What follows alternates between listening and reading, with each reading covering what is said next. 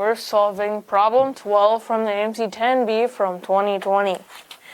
The decimal representation of 1 over 20 to the power of 20 consists of a string of zeros after the decimal point, followed by a 9 and then several more digits. How many zeros are in that initial string of zeros after the decimal point? Well, so this is looking kind of weird. What we want to transform this into is most likely, we want a power of 10 to make this a lot easier to compute the number of zeros, because whatever a power of 10 is to, there's going to be that amount of zeros after it. So what we can do is we can make this equal to 1 over 2 times 10 to the power of 20, like this. And now we can distribute the power of 20 to the 2 and 10. This is going to be 2 to the power of 20 times 10 to the power of 20. And then that's going to be 1 over that. Now, we already have a power of 10 here, so we want to transform this 2 to the power of 20 into a power of 10.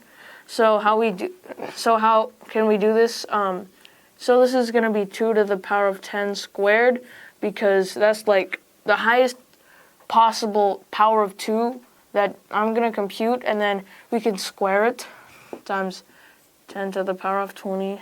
This is all over 1. Now, we can keep rewriting this. 2 to the power of 10 is 1024. So 1024 squared times 2 to the 10 to the power of 20.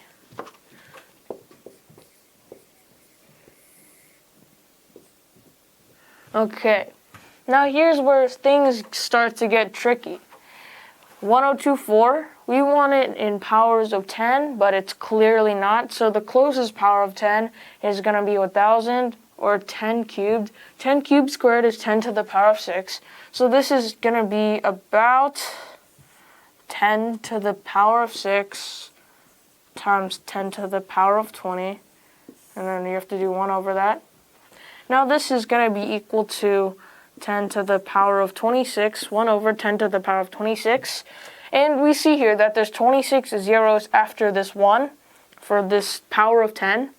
So our answer is going to be 26.